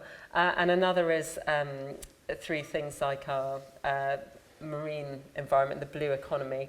But another is green and sustainable finance. And Guernsey has made great strides recently in positioning ourselves, I'm very pleased to say, as a green and sustainable finance centre. And we're actually part of a UN network. I don't know, can you call it a High Achievers Club? I'm not sure, but it's. I'm very glad we're part of it. It's called the Sustainable Finance. Oh God, I'm going to get it wrong now. It's an acronym. Finance Centres for Sustainability, so FC4S. And it's a UN organisation of really the sort of people who are ahead of the curve in that area. And green finance, for those that aren't familiar with the term, is really a lot less complicated than it might sound. It's really about, at its most fundamental level, about mobilising the capital that we need to move from what we call the brown economy, which is an economy underpinned by the use of fossil fuels, to the green economy, which is an economy underpinned by renewable clean energy. And you know, you can add layers and layers to that, but really we need money to mobilise that transition. We need that transition to happen as quickly and as effectively as possible. And so actually Guernsey, I'm very proud to say, particularly through the green finance and through overseas aid, in which case we get so much bang for our buck in terms of what we can achieve on the ground. Guernsey can really punch above its weight in terms of what we can do in terms of climate action and the climate and ecological crisis. So. Brilliant, thank you very much. Now, I've got a mic here, so I'm going to be very cheeky and steal the first question. Because when we think about the kind of action that you can take to tackle the climate crisis, we sort of think of environmental activism, things like renewable energy in one box over here, and things like sustainable development in another box over here. They're all sort of connected, but you don't necessarily link them together. And I got a bit of a conversation with Albert this morning in which you were talking about renewable energy in African countries, I think, and how that fits into the whole picture of ethical trade. And I wonder if you could tell us a bit more about how that all links together. Yes, I think, again, in the fair trade world, we've also had engagement with communities that haven't got the luxury of being connected to a grid or anything like that. And also, one of the things that are happening, particularly in Africa, is this look at technology leap. So Africa never went into landlines, but now mobiles are growing really, really fast. So for example, one coffee mill in Veracruz in Mexico, quite a few years ago, because I know this because the manager reminded me that I didn't complete the job before I left, that we decided to test efficiency, and we kind of changed the whole water system of the processing of the coffee, the whole drying system using husks and so on. And they saved 60% of the energy. The bit he was telling me off for, we didn't quite get to combined heat and power or solar panels for it, which would have taken it even lower. So it's very possible to look at how we change things. And in Africa now, different people are beginning to look at off-grid hubs as a way of connecting transport system to that. As we develop electric cars, as that becomes cheaper, we're looking at, is there a way to apply that to Africa? So you have a distribution hub, so produce can come from the remote areas more easily into the capital. In Sierra Leone, when I was last there, I'm walking past the village with pineapples on the side of the road, which they say we can't get to market because we don't have access to the market. I go to the capital, I'm paying as much for a pineapple as I am here, and so I think logistics and infrastructure, and I am one of those environmentalists who thinks technology can do a lot to actually make it easier, but the trick we've got to do is to take the same principles about good and bad ways of doing business and say, we need to now direct those innovating technology, and most of them are very young, to say we should be focusing technology on making things better for everybody, not on how can we sell people more and how can we grow markets more. It should be more, can we make society much, much more secure, much, much more environmentally friendly? Things will grow from that will bring economic opportunity. Because we're all worried about it's going to take jobs away, it's going to do this. It can be done differently. And I want to raise a quick alarm to say it can be done differently to help us be more environmentally sustainable, but it can also help to actually make the quality of life better for all of us. But it has to be done with some of these ethical principles we're all talking about. Otherwise, we'll be finding the same problems coming up. But I think I'm really excited about the potential when I see, you see all these odd, it's not been pulled together yet, you see all these odd little programs about young African kids or young Latin American kids making windmills out of old shipwreck, and wind turbines out of old materials and all of that. They're going to accelerate that process. And I think we've got to encourage our youth here as well to help with that process of using technology to actually ethically and with social and environmental principles to actually serve people. Thank you. Now, Dave is out there with the roving mic, and so if anybody in the audience has a question, or if anyone on the live stream has a question, if anyone in the audience has a question, wave your hand and he'll come to you. Please do wait for the mic to get to you so that everyone can hear what you're asking. Is there anybody who has a question for our panel? Oh, silence. Well. While you're thinking, is there one at the back there? Hi, can you hear me okay? Yes. Yeah, I was just wondering about your question just now about technology.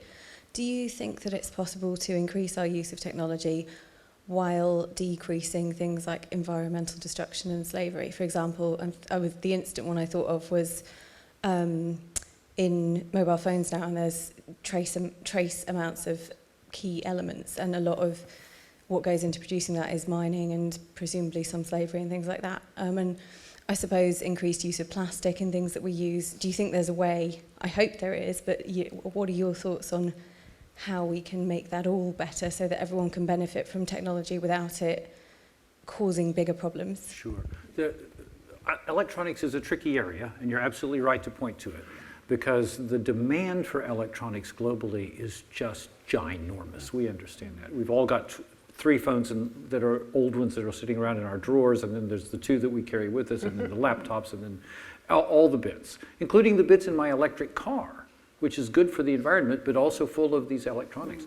There is slavery and there is environmental destruction in a number of the minerals that go into electronics, molybdenum, tantalum, coltan, and a whole series of others. But those can all be mined carefully, and especially and better, they can be recycled out. And one of the biggest difficulties that we face at that point is really about recycling, because the dumping of electronic waste in places like Ghana, in Accra, there's an enormous dumping ground for British electronic waste, to the point that they've now said, we refuse to take any more of this, and we're going to actually be sending the ships back to the UK, and you can deal with your own waste. In a sense, there's an enormous global mine of the minerals we need for our electronics, and it's all in our desk drawers and the toys that our kids have thrown away and so forth. So we've got to rebuild that in the same way that we would have done, for example, in the Second World War, when they decided we can recycle almost everything we need in our country. We just have to be very diligent about it. Yeah. And I think I'm going to put my hand up and say I'm not an expert in any of the things that Kevin's just listed.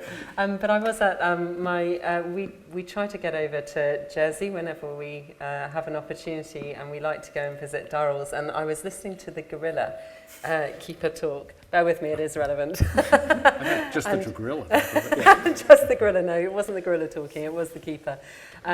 But he was really interesting because he was talking about the impact of the mobile phone industry or the electronics industry, but specifically with relation to mobile phones and laptops. I think it's coltan, is mined in areas of the Congo, I think, and it has a really direct impact on the ecosystems that support gorillas.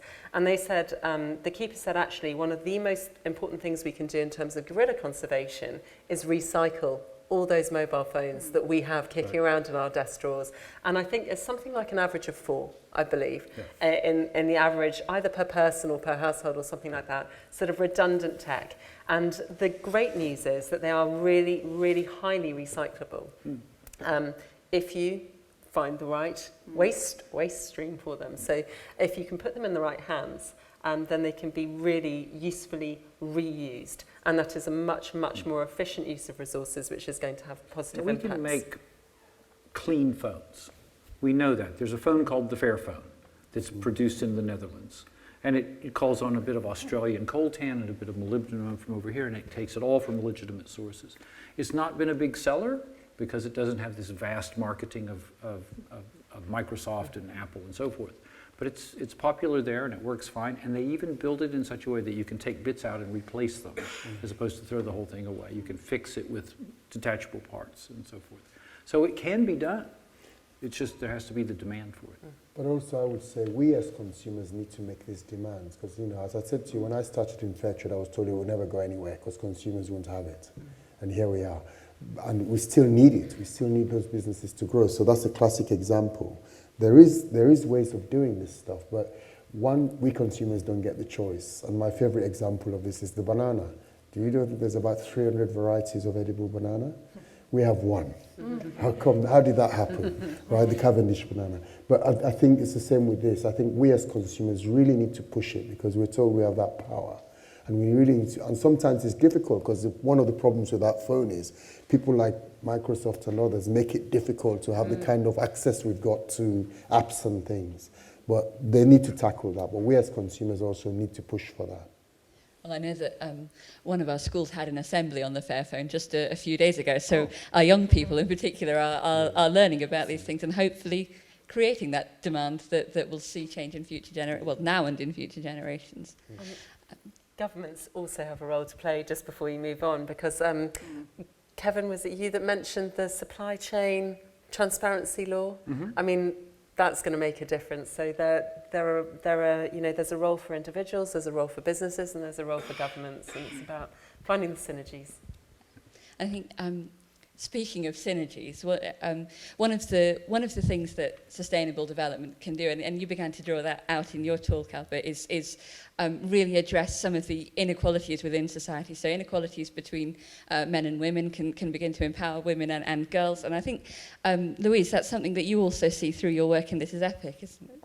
Yeah, no, it is. Our groups, as we said, we've got sort of 83% of them are women, but our groups are, you know, it's for the disabled. We don't have any sort of, there's no inequality in it. But with the groups being women, then we've actually seen, one of the things that's been lovely is we've actually seen that the household balance has been changing, and women are now empowered. They're starting their own businesses. They're catering for their own family needs, and so actually their husbands are now turning around and going, actually, you know what, you're worth something.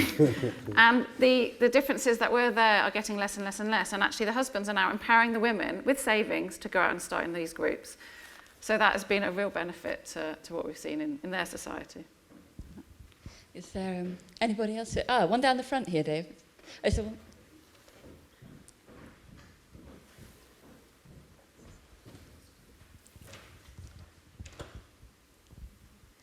I'd just like to ask, well, first of all, there are various places on the island where you can recycle old batteries, but where does anybody know where we can recycle or put for recycling Epsom print cartridges? Because I'm sure that I saw somewhere a big, you know, container with them, but not necessarily Epsom. But I've rung, we went into 2 or 3 places, didn't we, that we'd been to, but they said, no, it's not here. And I thought, well, I don't know where, but I've seen it somewhere. But now, apparently, Epsom, you know, which is the printer that we use, and we try to use their inks, or we do use their inks, we've got this huge bag, don't know what to do with them, because I don't want to put them in the dustbin and they'll just go into a landfill or be shipped off to somewhere else to be destroyed. Does anybody know? I think I'm probably the most likely person on the panel to have a stab at this. unless anyone else wants to jump in. No, I think there are two, I will start by saying I don't know the definitive answer, but there are two potential routes and both of them are likely. You've mentioned the brand name. It is perfectly possible that that brand, Epsom, has its own recycling scheme, because many do. And it's really, really worth finding out and using it if you can. However, in the absence of that, I really would just like to get in a bit of a plug for the Household Waste and Recycling Centre down at Longhoog. I'm not sure if you've been.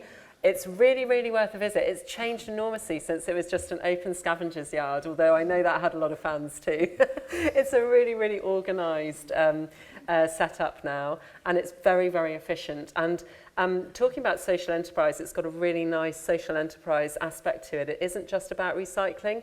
The charity Go, which I'm sure is a charity that everyone in this room will know and love, actually supports young people in the community who've got social issues and gives them the skills that they need to overcome those issues and go out and play a really productive role in the workforce quite often.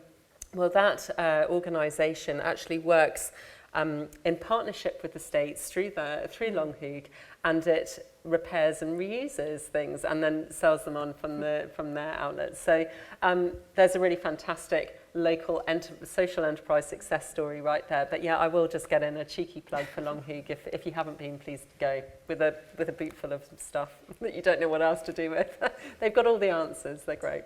And I think that really illustrates, doesn't it, how action on action on the climate crisis, action on these related issues can be a win-win-win. You know, it's a win for the world that we're doing better, but it's also a win for the community through the kind of social enterprises that we have at Longhoog, through social enterprises elsewhere.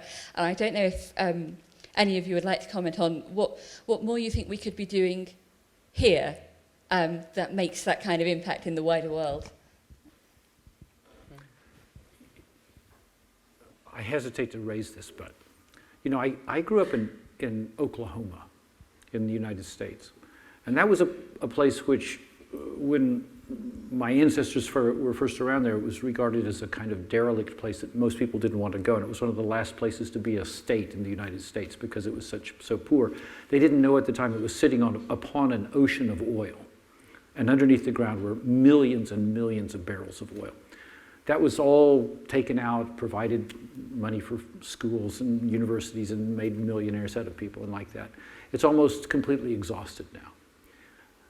But luckily, as one of the major forward-thinking oil men of the state have said, you know, it's too bad that we've run out of oil, but we are actually the Saudi Arabia of wind, because the high plains of the prairie are constantly windy.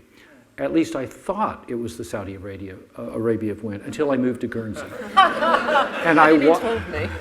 and Alderney, exactly. And I walk our son to the Huguette in the mornings, and I reach the top of that hill, and the wind knocks us back. And I think, why don't we have windmills? Why don't we do a little bit of electrical generation with this constant, strong wind? And I know there's a NIMBY in every Gurn, ready to say, I don't know about that. But I think it's worth thinking, could we make it look nice or put them in behind something? I don't know, but I think we're missing a trick. Because the other thing that surprised me so much when I came to the island was that we buy our electricity down an extension lead from a nuclear plant in a foreign country. Not anymore. Oh, your timing is so great. The idea that, especially with Brexit, we won't be able to control the price of electricity from a foreign supplier just kind of boggles my mind. But luckily, we apparently have an answer to this. Well, yes, it was published on Monday, at 3 p.m. on Monday. So we have just published the energy policy letter, which has taken such a long time in development because it's a very complicated, you were talking about interrelations. It's a very complicated but very important thing. So we have just published it, and if we start talking on this, I'm sure everyone will be wishing I'd never started. So I will just, I'll just give you a spoiler, Kevin. Great, thank you.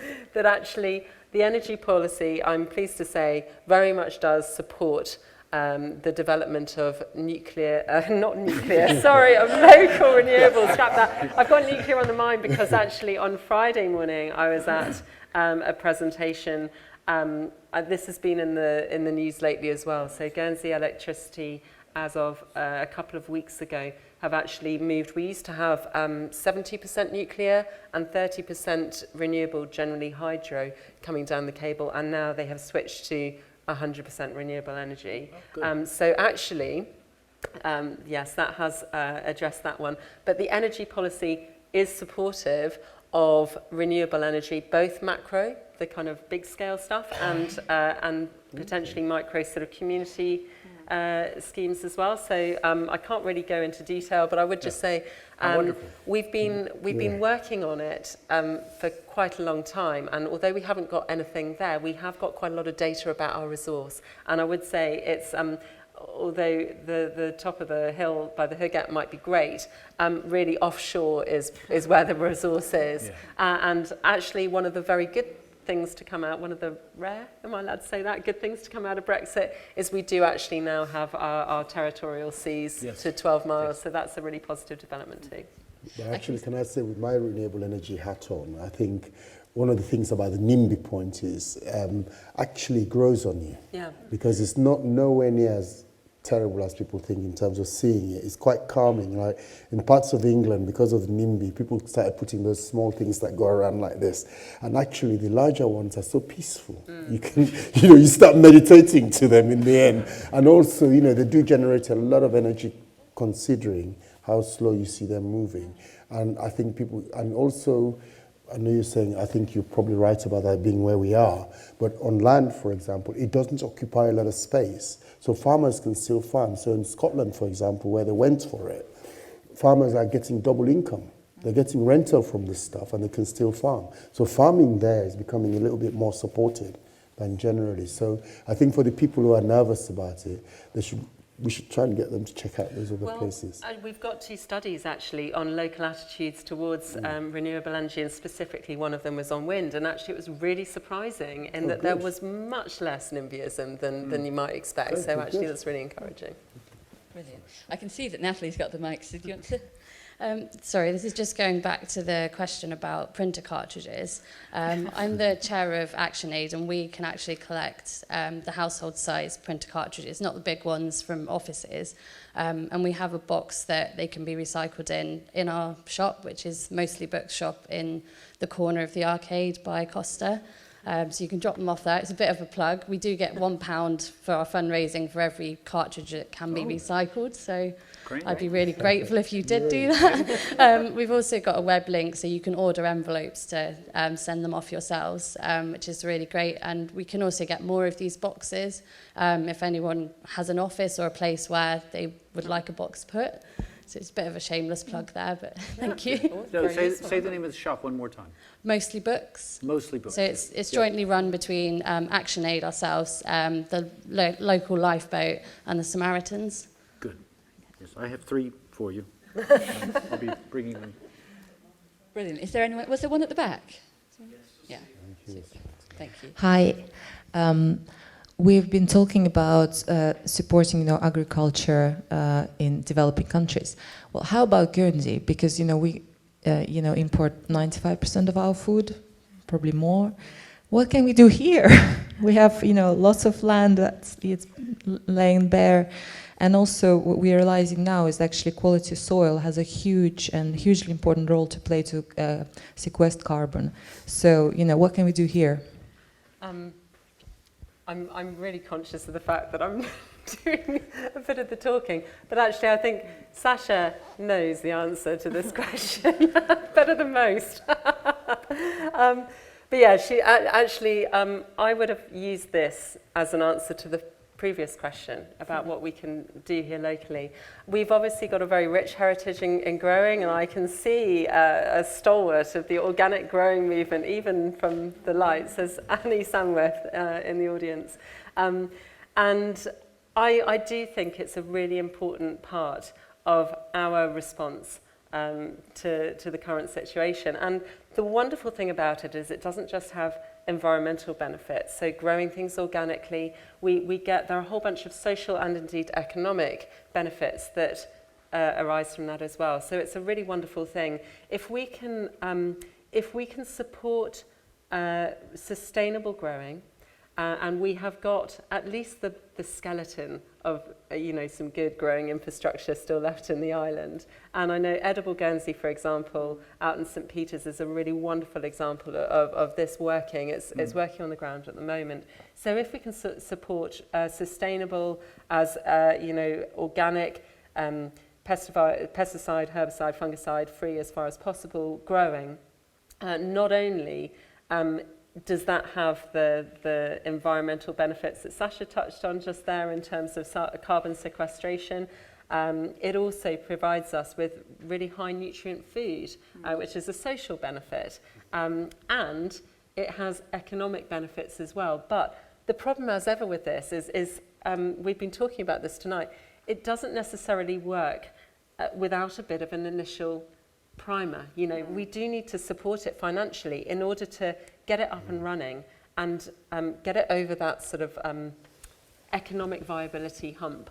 And so I think that's a really important thing. And actually, I know there's someone else in the audience here who has got a very exciting scheme that could potentially allow the Guernsey community, I'm not sure how much of a spoiler I'm allowed to do, but it could potentially allow the Guernsey community to really embrace lots of different initiatives like that, and give them the support they need to get them up and running. And I think a lot of them, once they're up and running, actually could wash their own faces economically, as well as give us all those wonderful social and environmental benefits. So. Can I take that question and put it to Albert and Louise? From your experience of working directly with farming communities, with communities of people who want to make better use of their resources, are there lessons you would take from that and advise us to apply here in Guernsey? I was just about to say, in the spirit of exchange, some of the thinking that's happening. So one of the things that I'm struck by, certainly in the UK, that we have these discussions about the environment and farmers are not involved. Farmers manage most of our environment, but they're usually demonized and they're usually at the mercy of seed companies and companies who actually support them. So we've reduced support to farmers to do what they know is the right thing, if you like. So I think one of the things is to revisit, actually talking to farmers about this. The other thing that's happening in a lot of countries in Africa, talking about government here, they're beginning to take this made-in model, made in Sierra Leone, made in South Africa, made in, and actually getting their consumers to feel proud about consuming something produced in the country. Not to the isolation of other things, but actually instead of, why would you buy something that could be grown here, that's traveled miles probably from soils with poorer nutrients. So there's a bit of a campaign of consumerism that we need to, our consumption, let me put it that way, that could help with that. And also in cities, a movement that I'm quite excited about. In cities at the moment, we're beginning to see people talking about city farms, vertical farms, where you're using the structure of the city and motorways and things like that, on the motorways and things like that to actually grow produce. And I think this island looks pretty fertile to me. Kevin was telling me earlier about how they used to grind grain here to make bread, and there's interesting things about grain produced here and ground here would actually be better for the constitution here.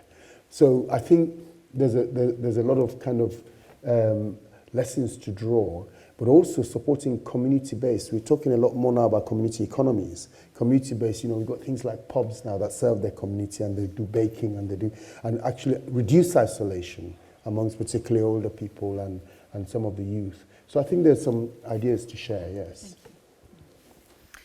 Yeah, I don't know a huge amount of what I can add to that, but I do agree with the fact that we should be looking at more of the products that we are buying and we are purchasing, and especially with regards to the fair trade side.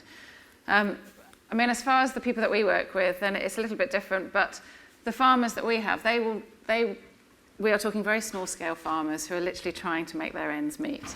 But they will be able to take out a loan and be able to use it to be able to plant and then harvest their product at the right time, so they're getting a greater yield. And again, if we can be aware of what we're buying, then it's going to enable those farmers to be able to do a little bit more as well. Super, thank you. I think the mic has travelled to the back. And I think we're going to take one last question before we move on to the video. So do you want to, is that a question from the live stream? Yeah, it's a question that's coming from the live stream. It's from one of our local geography teachers who's asking how can we get more fair trade products for sale in school canteens. Well, I know there's a fair trade steering group here who would be very happy to help out with that. So I think that we will connect you guys up after this. But if anybody would like to comment, Albert, do you want to comment on that? Well, I don't know really the logistics of getting stuff to here, but I know certainly for our drinks company, not necessarily for schools, there are a couple of distributors here who are interested, and maybe the food distributors here could be talked to as well to encourage them to source more fair trade goods to come here, because you do have wholesale distributors, so they might be good starting point. And as you say, there are people who have been. I was very, very impressed with how long the fair trade team here have been working on the island. So you've got some very experienced people here who can also help make that happen. But the quick answer for the teacher is student power. And I have to say that because all my time working in universities, and all through the 90s especially, I saw enormous locally grown student activism be the force that would take universities from saying, oh, we just buy our t-shirts from anywhere, to saying, no, we're going to buy organic, fair trade, et cetera, et cetera.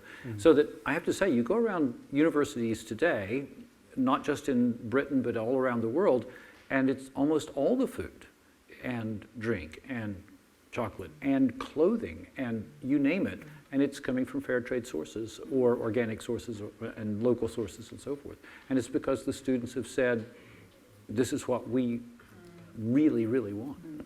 I had speaking of university, I remember one of my lecturers at university said to me, we'd come into the classroom before the lesson or the lecture theatre, and we were complaining about something that the government was doing that we weren't happy with or something. And he found out what we weren't happy about, and we said, but we feel so powerless. And he laughed, in a very nice way, but he laughed, and he said, dudes, because he was American, and he said, dudes, you are consumers in a capitalist society. You have all the power. But also I would say last week I went to see a play in Battersea Arts Centre in London, which was a group of young Brazilians doing a play, a very interactive play about them occupying the schools in the poorer neighborhoods around the austerity campaign in Brazil, which deprived them of materials for school learning, teachers and so on. They got fed up of it and they occupied the schools. They were about 15 at the time. And this story was unfolding, and I was very engrossed by it, because what they were saying is, at some point, you have to jump the barriers, because the police put up barriers to stop them going into the schools. Once they started protesting, they jumped the barriers, occupied the schools, and made the statements and organized themselves. And it was at one point towards the end, when two of them sat with us, a small group of us in the audience, to tell us their life story, I realized these were the same kids. They made a story of what they did, and they're touring it. And basically, by the end of the play, they took all the audience out onto the street in Battersea and said, some stage you have to jump over the barriers. You can't accept what's happening. And I think our young people are moving in that direction with the environment, for example, I think schools, you're dead right. I think schools and universities are a great place to share the realities with people, and they will act. And why stop there? You know, I think the same principle applies to workplaces and, dare I say it, sort of states buildings. And not necessarily jumping over the barriers. I was talking more about, you know...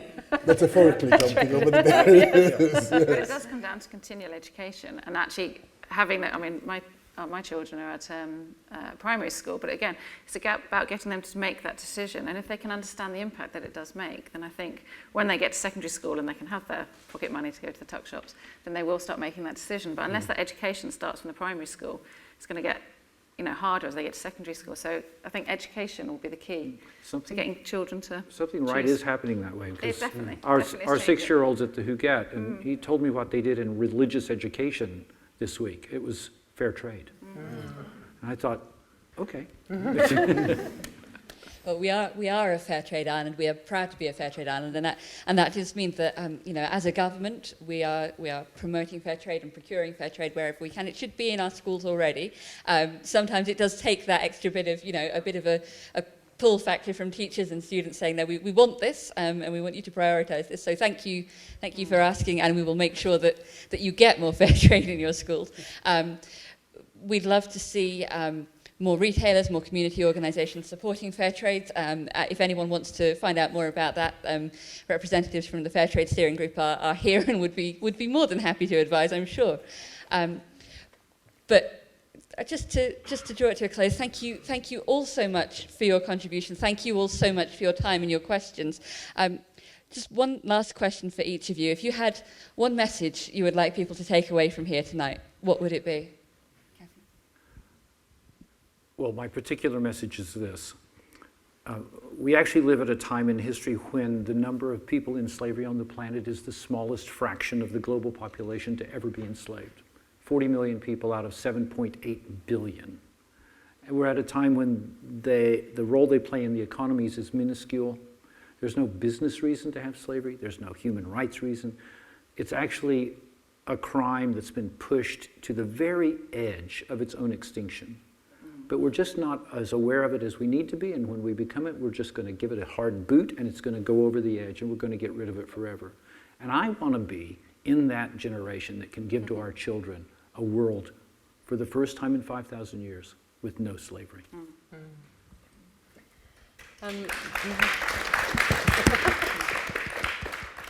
Well, it's really tough following Kevin. He's just got a round of applause because I don't have anything quite so profound to add.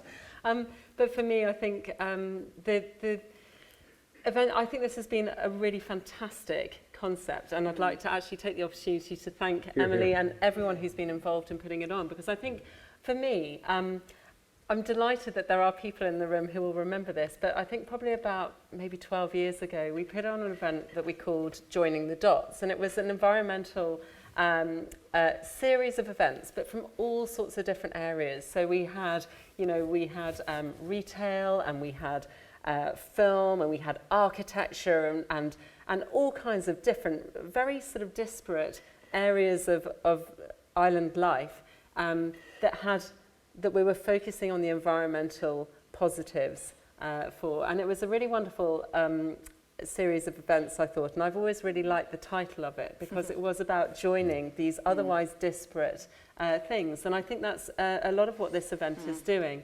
And I think it's just always very reassuring to remember that it can be win-win-win. It can be a win environmentally, it can be a win socially, and it can be a win economically, and I think that's a really wonderful thing if we can focus on getting that triple win. Thanks. One thing. So, I mean, our charity is, this is EPIC, and EPIC actually stands for Empowering People to Inspire Change. And as a charity, then we are looking to empower people to rise out of extreme poverty. But also empowering people to inspire change can come straight back to us in the fact that it is us that is going to make the changes. It is us as consumers that are going to choose to do fair trade or choose to do green energy. So yeah, I think it's about inspiring us to make those changes wherever we see possible, be that in Africa or locally. And yeah, we can do it that way. My Latin American colleagues have a saying, "Un otro mundo es posible." And they say another world is possible. And a couple of them, whenever we hit a block in some of trying to unblock something, they'll remind me of that because I get very English about it when we're stuck and you and they always say another world is possible. And it just makes us think slightly differently. And I think another world is possible, so jump over those barriers by the way you consume. Our young people right now can see an emerging crisis. The climate crisis is with us. The way we consume is not helping. We can change that quite sharpish. And they need to see us changing, all of us. And they are going to change. And so I think we always need to think, this is possible. It may not always be apparent. When I do management training, I'm a film, I love films. And I talk about Spider-Man 2. In Spider-Man 2, Spider-Man decides to give up all his superpowers because he was letting everybody down, his friends, his studies and all of that. And, you know, I think this soundtrack that was playing was Raindrops Keep Falling on My Head, and he's strolling around. Comes across a house on fire, watching them. He doesn't have the superpowers so much anymore. And then somebody says, there's a child in that building still. So he has a decision to make. And he goes into the building. He struggles to get the child. In fact, the child helps him at one stage when he falls, and they come out. And the thing about that is, you can walk into the fire. You know you have the skills to make it work and come out of there again. We can change things. We know we know how to do it. The world has changed so much in 30 years. We can still change this by the way we consume, the way we buy, and the way we use energy and the way we live. And it doesn't need to be a backward step. We can change it. Well, thank you all so much. Thank you to our wonderful speakers. I hope everyone has found this as inspiring as I have and gone out of here learning something. We're just going to end with the video that we didn't manage to play earlier, but I just want to say thank you once again to our speakers and to our panellists for being here tonight. Thank you all.